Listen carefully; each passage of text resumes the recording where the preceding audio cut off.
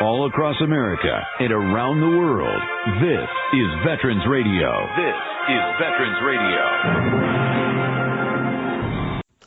Welcome to Veterans Radio. I am Jim Fausone. I'm the officer of the deck today. We've got some great programs for you. I think you'll find very interesting. We always want to remind you, you can find more about Veterans Radio at its Facebook site or at the web. Veteransradio.org is our new URL, veteransradio.org, where we're on the web 24/7. You can find a lot of our podcasts there as well. We post new ones every Tuesday, so you can get a new story, a new interview, something you didn't know before by going to veteransradio.org. And before we get started, we want to thank our sponsors. First up, we want to thank National Veteran Business Development Council, nvbdc.org. It was established to certify both service-disabled and veteran-owned businesses. You'll find out how they can help your business by going to nvbdc.org.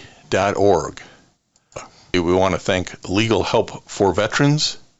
Legal Help for Veterans fights for veterans' disability rights all across the nation. You can reach them at 800-693-4800 or on the web at legalhelpforveterans.com. We want to welcome to Veterans Radio today Michel Paradis. He is a historian, an author, a law professor, and he has a new book out called The Light of Battle, really about Dwight Eisenhower, about Ike, DDay, the birth of American Superpower. It's an interesting and timely read. Michel, welcome to Veterans Radio. Thank you so much for having me on. Well, it's one of those things where always good to remind us of our own history, but tell us why this book now? Yeah, it's a great question. I think for me, the real draw was Eisenhower, because we have this received image of Eisenhower, almost as everybody's grandfather who, loved to go golfing. And that, I think, does short service to someone who is utterly fascinating. Here you have probably one of the most powerful generals in all of human history, who was raised by religious pacifists in, rural Kansas. Here you have someone who, wanted to be a general from the time he was a little boy, but, convinced that he may be forced out of the army at West Point, decided his fallback plan would go being a gaucho in Argentina. You have someone, and this I discovered in the writing of the book, who is warned in advance of D-Day that the Nazis are not only developing nuclear weapons, but there's reason to believe they might even try and use them. And he's then told that not only can he not do anything about this information, he can't tell anyone really either. And so he focuses on the things he can control, which in his mind is the weather. And so you have this person who is as, interesting and, complicated and as conflicted as America itself in many ways. And so he is just, I think, a deeply underappreciated source of study. And I think that's particularly important, particularly at a time like now, where I think we also need to understand how real leaders use power. One of the, I think, downsides of his, fairly benign Saturday Evening Post image that we've inherited is that it leads you to misunderstand how it is that a, farm boy from the middle of Kansas goes on to be the first president to be called the leader of the free world. And studying him closely, I think not only does him the service that he deserves, but I think it also tells us what we should be looking for in leaders, because he's someone who did learn to master the art of power under the most difficult circumstances, and amidst some of the greatest personalities and rivals of the 20th century, whether it's de Gaulle or Churchill or Roosevelt. And that, to me, is especially this time when the United States is very divided, when the world seems incredibly uncertain, and we're in a political election year ourselves. thinking about what real leadership is always valuable. And I think Eisenhower just provides an invaluable window into someone who really masters the art of leadership and the responsible use of power. Well, that's one of the reasons, or the reason one should read history, is to learn lessons that we can apply in our world today.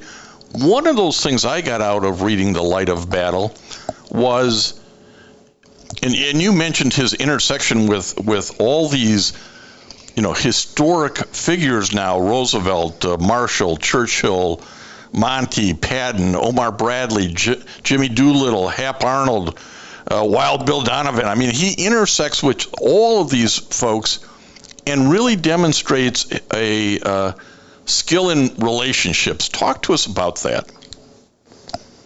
Yeah, Eisenhower never serves in combat prior to World War II.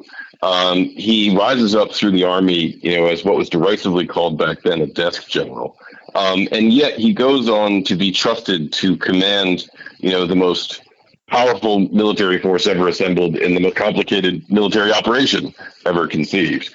And how does he do that? I think a big part of that is he is liked, to use a cliche. Ike is liked, and he's not liked in a superficial way. He's liked because he understands, I think, two very important things. One is, and this is, I think something that outside the context of the military is important for people to hear, is he understands the virtue not just of leadership but of followership, because throughout his career he essentially is the trusted mentee to a number of very important mentors in his life, to include Douglas MacArthur, to include a guy I write about at length in the book, Fox Connor, and to include General Marshall himself. And that art of followership is valuable not just because it serves his ambition to rise ever higher in the ranks by being a trusted subordinate.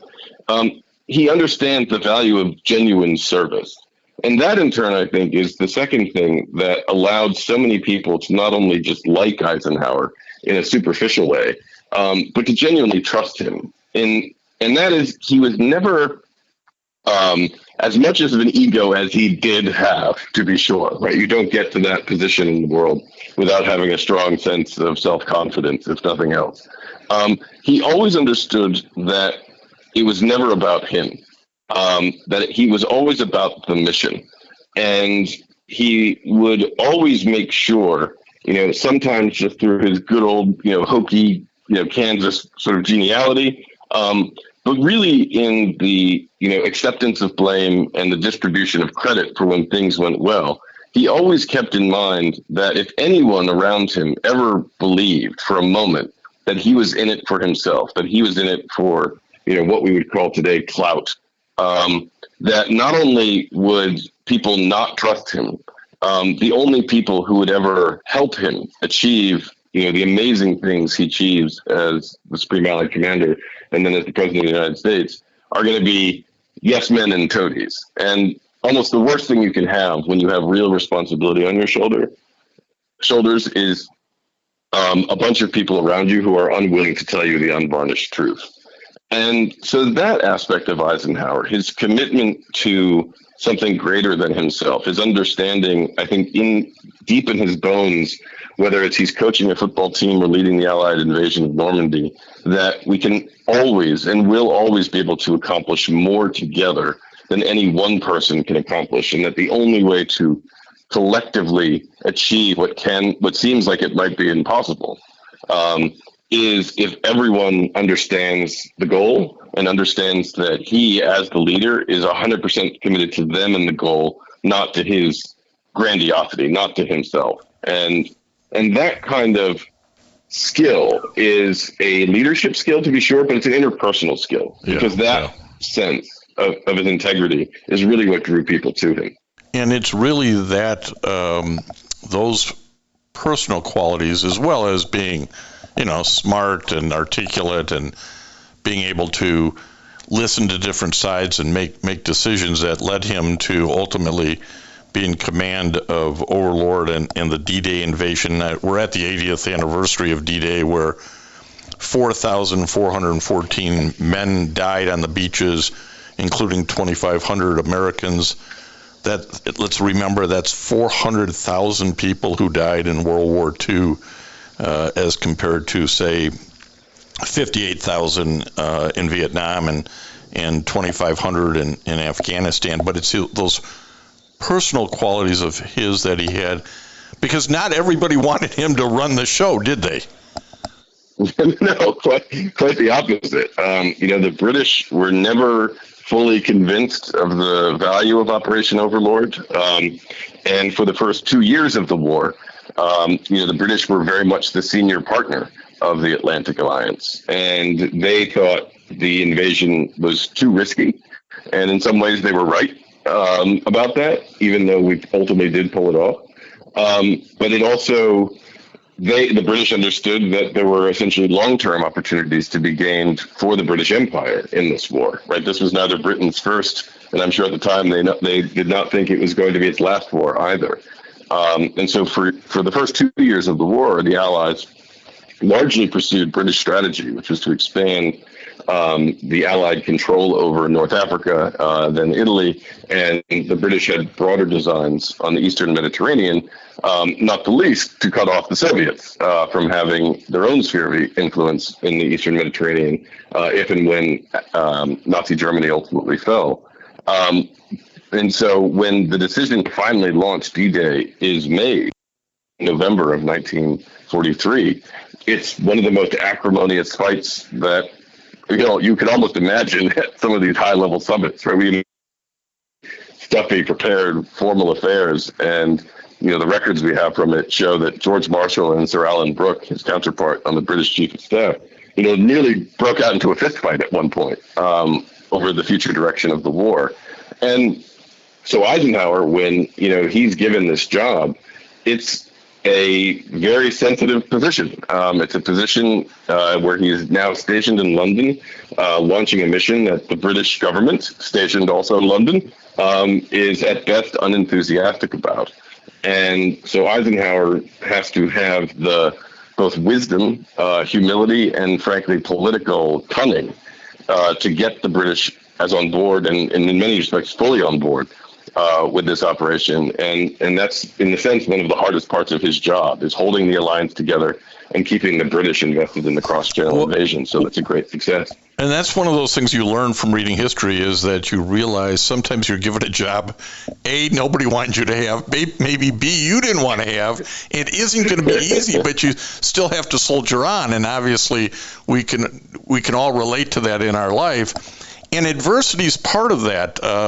You write about the adversity that Ike faces through these years, whether it's the press or politicians, or you mentioned Alan Brooke, General Brooke.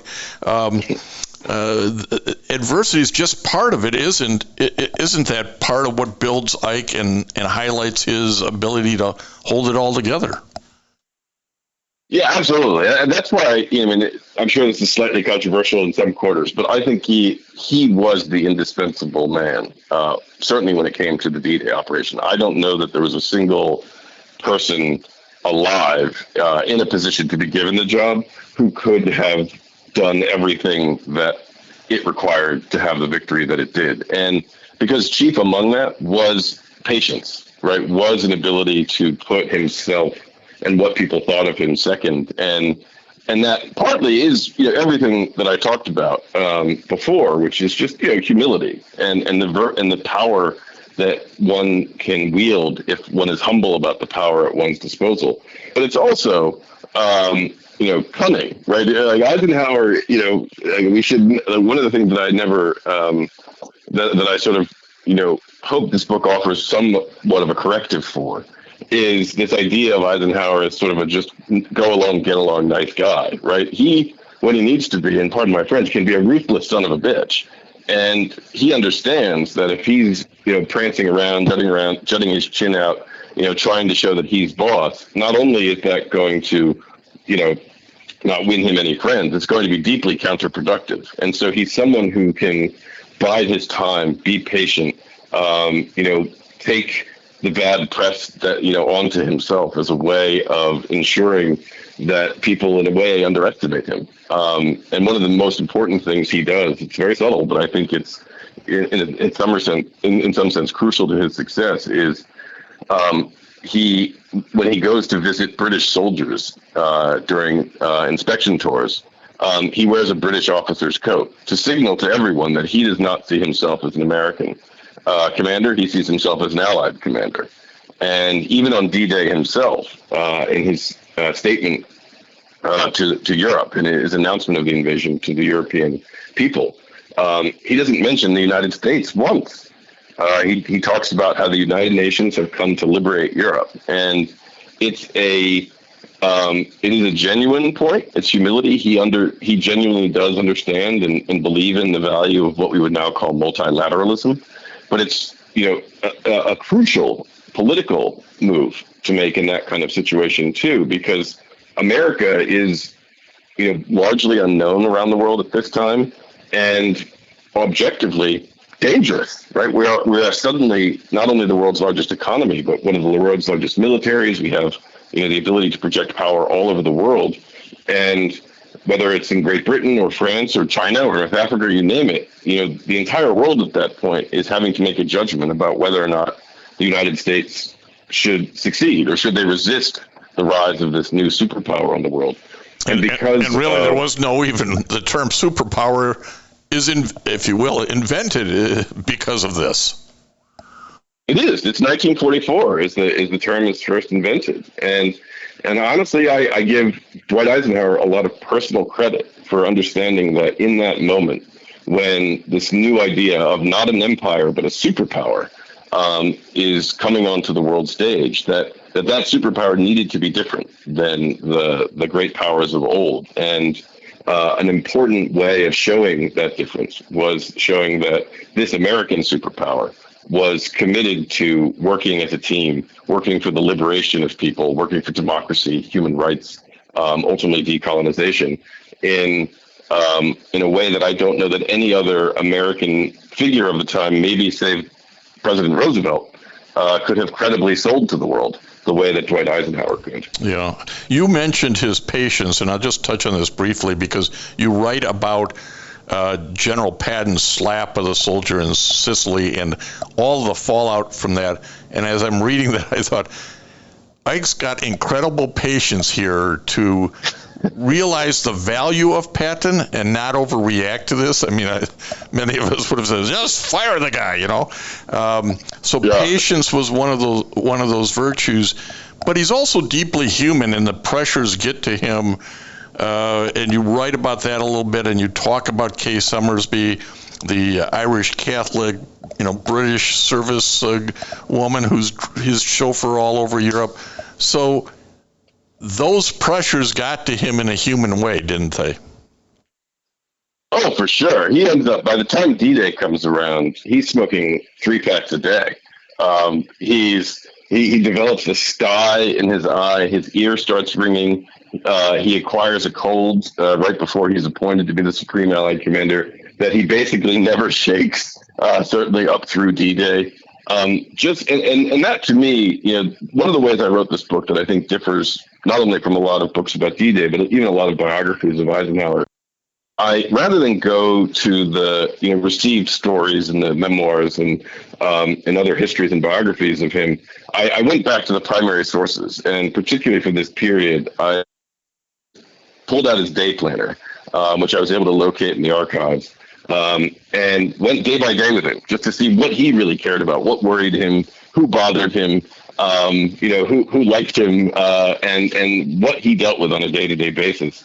And I just came away from that, like, my blood pressure was going up as I was reading all of this, because just the amount of stress that this man just had, the amount of pressure leading up to an operation D-Day that his own chief of staff, Walter Bedell Smith, projects only a few weeks in advance of it, estimates that is going to, has a 50-50 chance of success. And that means it has a 50-50 chance of failure.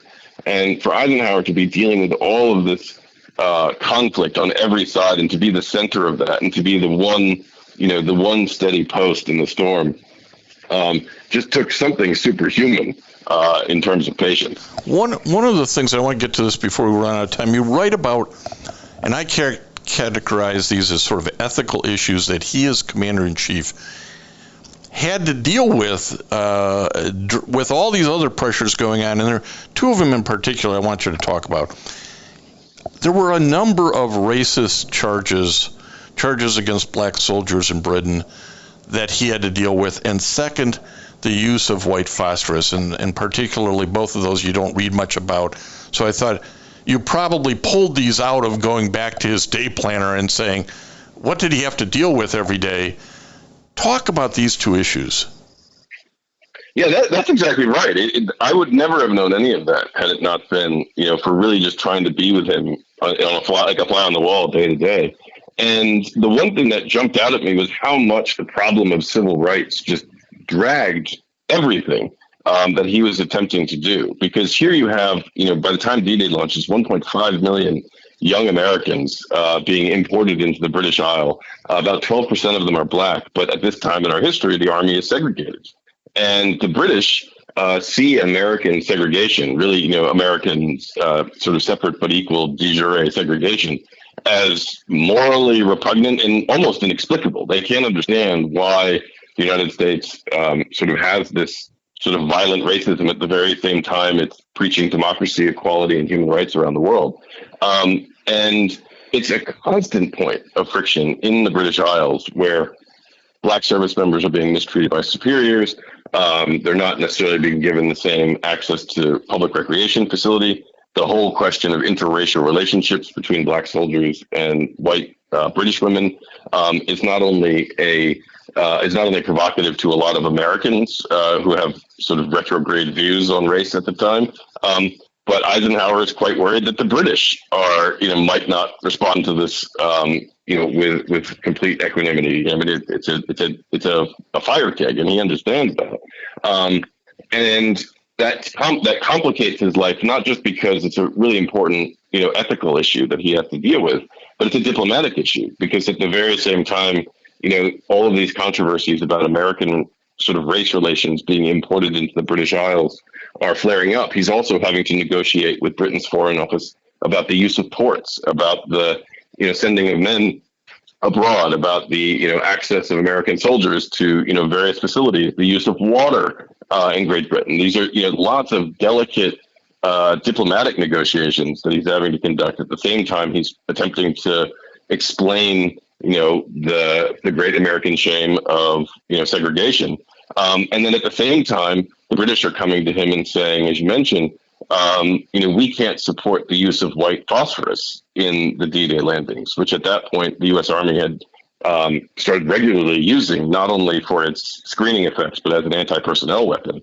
And the British Foreign Office lawyers, apologies as a lawyer for those who find this, the involvement of lawyers in these wartime decisions, frustrating. But lawyers in the Foreign Office determined that this would be a violation of Britain's commitments under the Chemical Weapons Convention, which it was a party to, but the United States was not at the time, as well as even the Geneva Conventions. And the Foreign Office basically says, look, we can't allow, His Majesty's Army to be implicated in war crimes. And so Eisenhower has to essentially negotiate a settlement on whether and how they can use white phosphorus in the literal days before D-Day.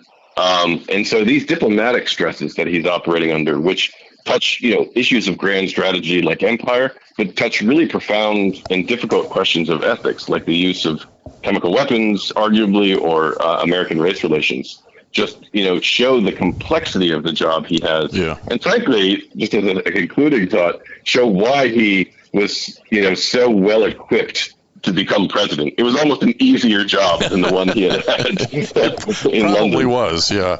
We're talking to Michel Paradis, author, historian, lawyer, who wrote and is now out in publication, The Light of Battle. It's a great update, I'll say, to Eisenhower, D-Day, and the birth of American superpower. Michel and I were talking earlier. He quotes, and I have out-of-print copy of Dwight D. Eisenhower's personal account of World War II called Crusade in Europe on my shelf, which is also a great read. and probably one that nobody could write today because it's way too candid for a politician. But he didn't view himself as a politician, did he? Not quite yet. He was keeping his ears to the ground a little bit. He writes that in 1946, 1947. But he is not interested in running for president in 1948, even though Harry Truman more or less offers him the presidency then. And but he hasn't fully shut the door. As humble as Eisenhower is, he is also a man who knows his place in history. Absolutely, the better. Yeah, absolutely. Great read. Thank you for spending some time today, Michel, with Veterans Radio to talk about the light of battle and shed some insight into General Eisenhower and the whole D-Day as we are here celebrating or recognizing the 80th anniversary of D-Day. Thank you so much for having me on. It was a really interesting discussion. And I want to thank everybody for listening to Veterans Radio today. I am Jim Fausone. It's been a pleasure to be your host. I'm a veterans disability lawyer at Legal Help for Veterans, and you can reach us at 800-693-4800 or legalhelpforveterans.com on the web. You can follow Veterans Radio on Facebook and listen to its podcasts and internet radio shows by visiting us at veteransradio.org. That's veteransradio.org. And until next time, you are dismissed. If you have a VA claim denied by the Board of Veterans' Appeals, contact Legal Help for Veterans at 1-800-693-4800. They're experts in handling cases before the U.S. Court of Appeals for Veterans Claims. Their number again, 1-800-693-4800. We again want to thank our national sponsors, the National Veterans Business Development Council, nvbdc.org, VA Ann Arbor Health Care System, the Vietnam Veterans of America Charles S. Kettles Chapter, Ann Arbor, Michigan, VFW Graf O'Hara Post 423 in Ann Arbor, and the American Legion Press Corn Post 46, also in Ann Arbor. We appreciate all your support. You can go to veteransradio.net, click on the sponsor level, and continue to support keeping Veterans Radio on the air. And until next time, you are dismissed.